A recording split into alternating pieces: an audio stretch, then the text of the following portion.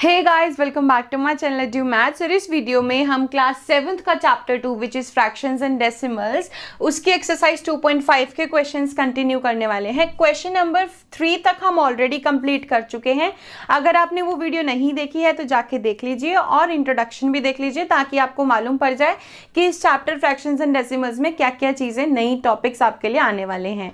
और उससे पहले इस वीडियो को आप कंटिन्यू करें देखना, आप इस चैनल को सब्सक्राइब कर दीजिए, वो जो रेड बटन है उसको क्लिक कर दीजिए और बेल आइकन को प्रेस कर दीजिए, बिकॉज बहुत सारी मैथमेटिक्स के साथ साथ बहुत सारी फन की चीजें इस चैनल पे मैं डालती रहती हूँ, तो आप उससे अपडेट रहेंगे। सो चलते हैं, अब इस क्वेश्चन को करते हैं। Question number 4 of exercise 2.5 says express in KG. हमें यहाँ पे 3 पार्ट्स गिवन है, हमें ग्राम में गिवन है, जो भी एक वैल्यू गिवन है हमें ग्राम में गिवन है और हमें वो किलोग्राम में कन्वर्ट करनी है, यानी कि ग्राम से केजी में कन्वर्ट करना है। तो कन्वर्जन के लिए सबसे पहले ध्यान दीजिए, आपको ये याद होना चाहिए कि 1 केजी के अंदर कितने ग्राम्स होते हैं, तो ये होते हैं 1000 ग्राम्स। तो 1 केजी के अंदर 1 केजी कंटेन्स 1000 ग्राम्स। क्लियर है?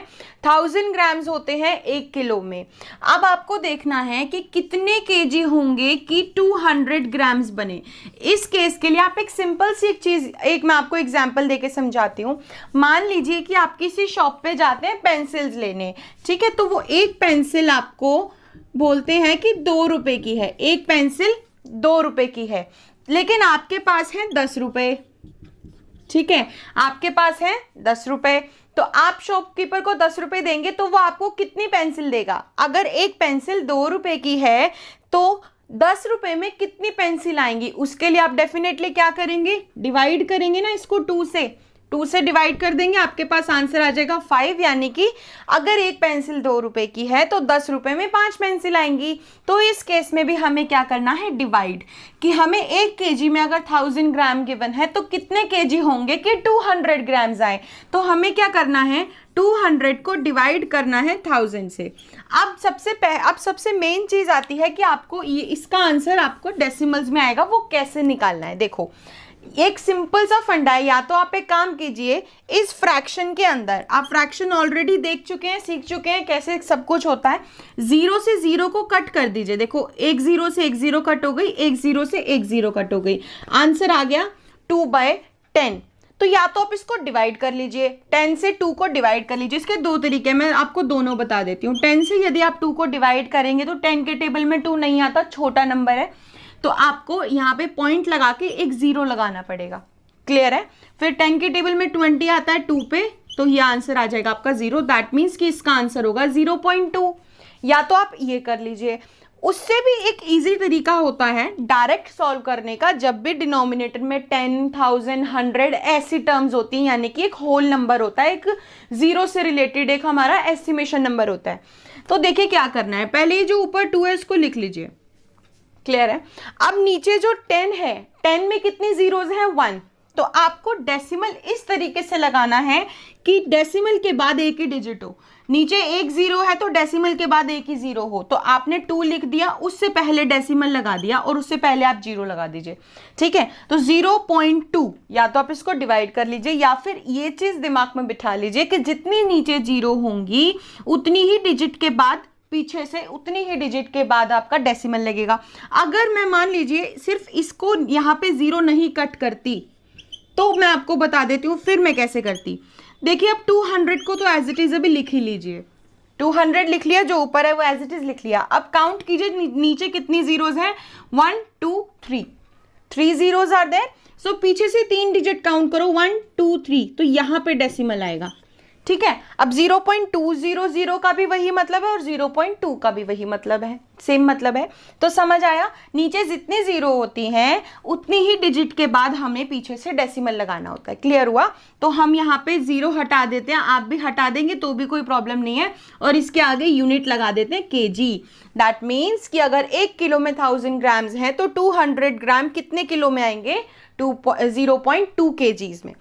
ठीक है, now let's move to next part of this question which is 3470 gram. अब सबसे पहले आपको यही लिखना है कि 1 kg is equal to 1000 grams. तो how many kg contains 3470 grams? तो आपके लिए अगेन वही सेम चीज रिपीट करनी है। 3470 को डिवाइड करना है 1000 से टू कन्वर्टेड इनटू केजी। अब अगेन 3470 को लिख लीजिए आप एक बार यहाँ पे।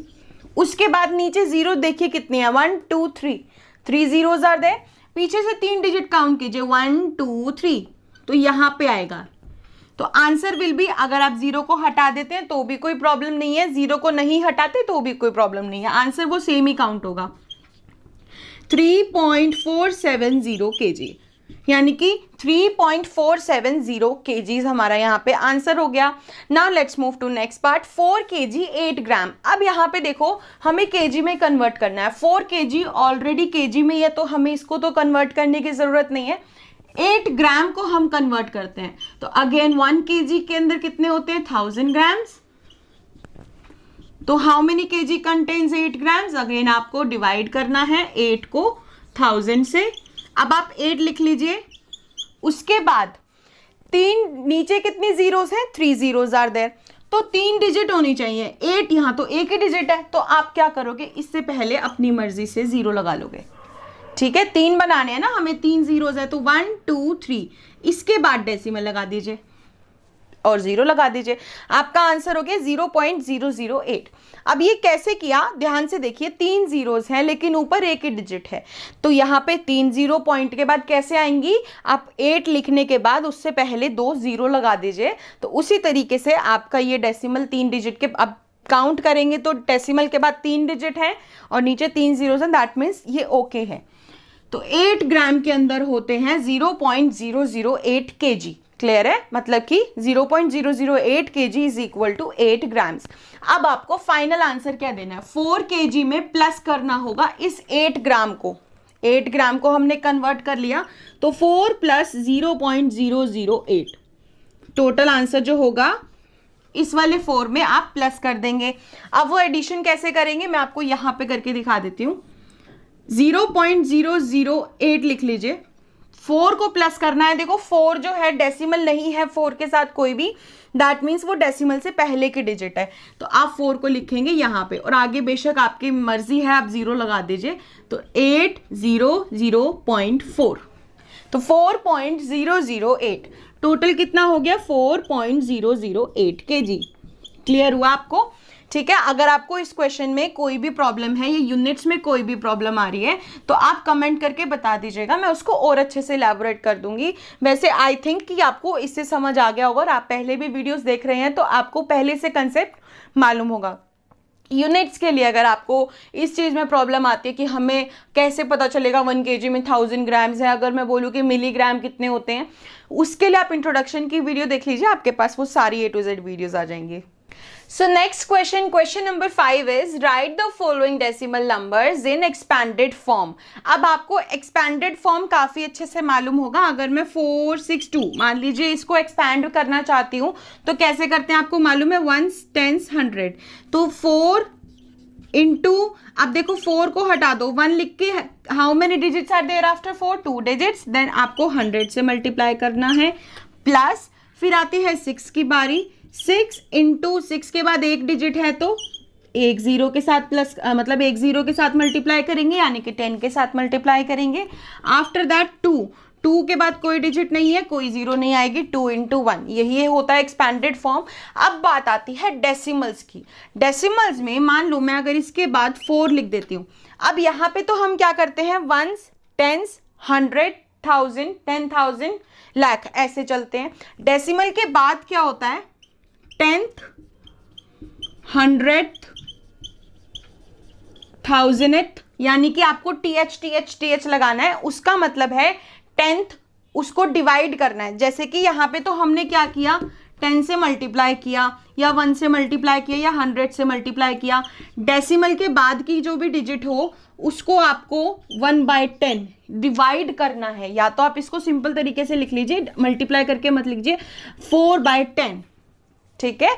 4 है डेसिमल के बाद तो यहाँ 4/10। अगर यहाँ पे मैं 6 और लिख देती हूँ तो +6/100, यानी कि, और ये चीज़ ध्यान रखना है, आप ये मत कंफ्यूज होना कि यहाँ तो वंस से स्टार्ट होता है, यहाँ पे वंथ क्यों नहीं होता।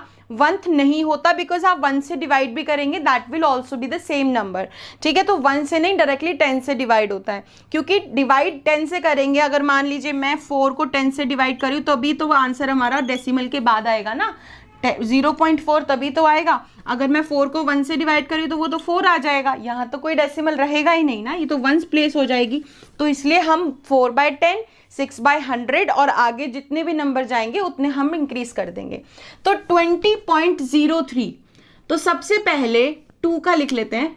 2 कौन सी टर्म पे है, वंस और टेंस पे है, तो हम 2 × 10 प्लस 0 × 1, क्योंकि 0 है उसके बाद कोई टर्म नहीं है। अब डेसिमल आ गया, डेसिमल के बाद है 0, तो डेसिमल के बाद वाले 0 के लिए आपको डिवाइड करना है इसको 0/10 प्लस 3 के लिए आप देखो 3/100, क्योंकि आपको कैसे काउंट करना है, 10 के बाद 100 आएगा, 100 के बाद 1000 आएगा, फिर उसके बाद एक एक 0 बढ़ती जाएगी। तो यहाँ 1th, यहाँ 100th, ठीक है। तो टर्म्स याद कर लीजिए, वंस, टेंस, हंड्रेड्स, ऐसे होता है। डेसिमल के बाद के लिए 10th, 100th एंड 10,000th, ठीक है।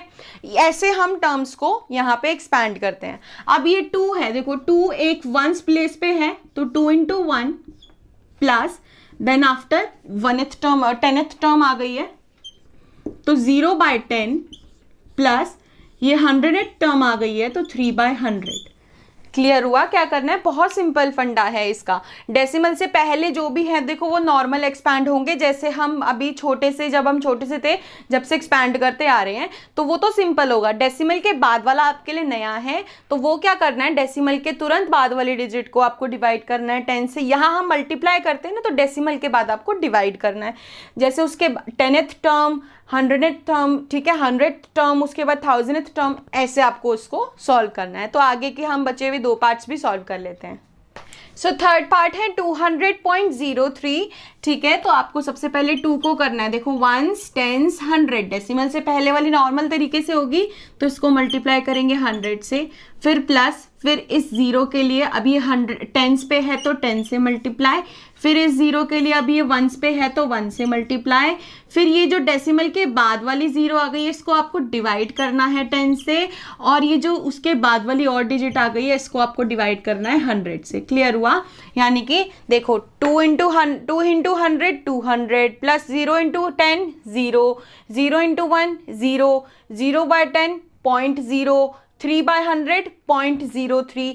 अब आप ना इसको क्रॉस वेरिफिकेशन अगर करना है तो इनको सॉल्व करके प्लस करोगे तो आपका आंसर यही आएगा, ठीक है।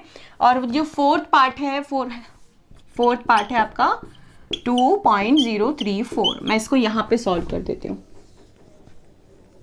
ओके, सो ठीक है, 2.034 फर्स्ट ऑफ ऑल ये वंस पार्ट पे है, तो 2 × 1 प्लस ये 1th टर्म पे है, 10th टर्म पे, तो 0/10, ये 100th टर्म पे है 3/100, ये 1000th टर्म पे है तो 4/1000।